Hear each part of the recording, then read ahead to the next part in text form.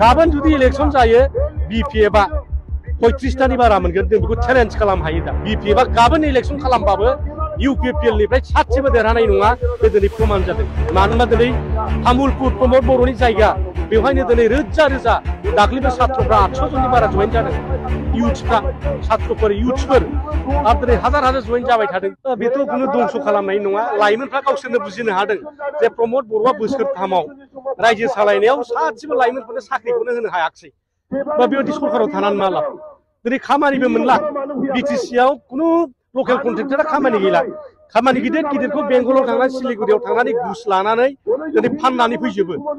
दा बिदिबा जोङो बे युथफ्रा दा कलेज फरायदों सोरबा MA फरायगासिनो दं BA फरायगासिनो दङ बे गाबोन फरायखांनानै बेवहाय टिका टुकलि मावनानै मोनजायाबा साख्रि मोनाब्ला बे पार्टिजों थानानै मा लाब जागोन भबिष्यता दा बिथांमोना गावसिनि भबिष्यतखौ सानखा हरजोबनानै दिनै BPF आव जइन जादों आरो हाग्रामा महिलारि बादि नङाबा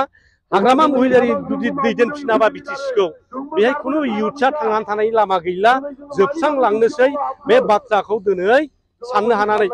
युथफ्रा ओरै लोब लोब फैदों एखेबारे जों रावखौबो बुजायहैयाखै जों होनदों युथफोरनि जयनिं प्रग्राम जागोन नोंथांमोना फैनोबा फै जों खेबसेल' खावलायहरदों खेबसेल' खावलायनायाव बिथांमोना दिनै रोजा रोजा फैनानै जइन जाफैगासिनो दं बेनो फोरमान आरो जोङो युथफ्रा जुदि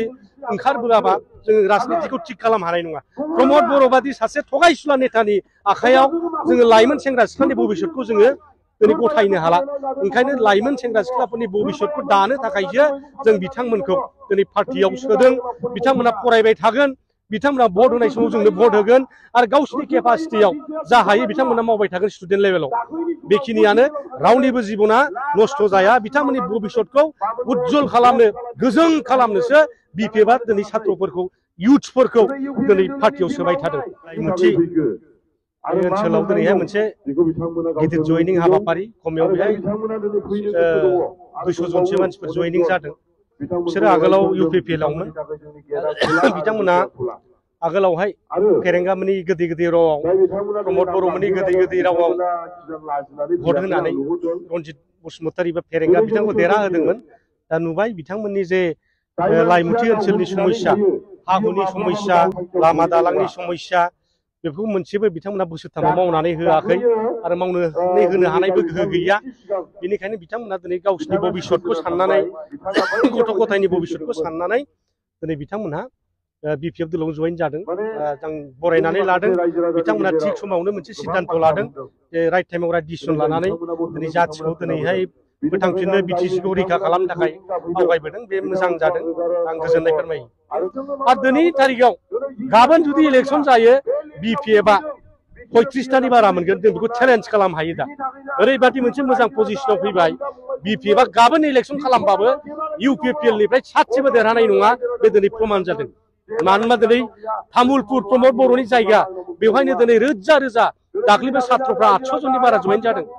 युथफ्रा छात्रफोर युथफोर आरो दिनै हाजार हाजार जइन जाबाय थादों बिसिनि एरियायाव लाइमोनफ्रा नोंथांनि BPF हान्जायाव जयनिं जाबाय थादों नाथाय लाइमोनफोरनि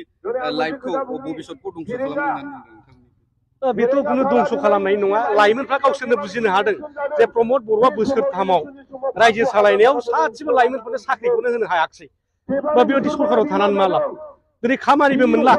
BTC आव कुनु लकेल कन्ट्रेक्टरा खामानि गैला खामानि गिदिर गिदिरखौ बेंगलाव थांनानै सिलिगुरियाव थांनानै घुस लानानै दिनै फाननानै फैजोबो दा बिदिबा जोङो बे युथफ्रा दा कलेज फरायदों सोरबा MA फरायगासिनो दं BA फरायगासिनो दङ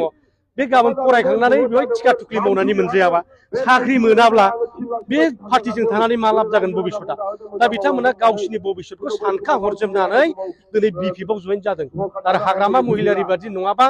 हाग्रामा महिलारि जुदि दैदेनफिनाबा BTC खौ बेहाय कुनु युथआ थांनानै थानायनि लामा गैला जोबस्रांलांनोसै बे बाथ्राखौ दिनै साननो हानानै युथफ्रा ओरै लोब लोब फैदों एखेबारे जों रावखौबो बुजायहैयाखै जों होनदों युथफोरनि जयनिं प्रग्राम जागोन नोंथांमोना फैनोबा फै जों खेबसेल' खावलायहरदों खेबसेल' खावलायनायाव बिथांमोना दिनै रोजा रोजा फैनानै जइन जाफैगासिनो दं बेनो फोरमान आरो जोङो युथफ्रा जुदि ओंखारबोआबा जों राजनितिखौ थिक खालामनो हानाय नङा प्रमद बर' बादि सासे थगायसुला नेतानि आखायाव जोङो लाइमोन सेंग्रा सिख्लानि भबिष्यतखौ जोङो दिनै गथायनो हाला ओंखायनो लाइमोन सेंग्रा सिख्लाफोरनि भबिष्यतखौ दानो थाखायसो जों बिथांमोनखौ दिनै पार्टियाव सोदों बिथांमोना फरायबाय थागोन बिथांमोना भट होनाय समाव जोंनो भट होगोन आरो गावसिनि केपासिटियाव जा हायो बिथांमोना मावबाय थागोन स्टुडेन्ट लेभेलाव बेखिनियानो रावनिबो जिबना नस्थ' जाया बिथांमोननि भबिष्यतखौ उज्जवल खालामनो गोजों खालामनोसो BPF आ दिनै सात्रफोरखौ इयुथ्सफोरखौ दिनै पार्टियाव सोबाय थादों।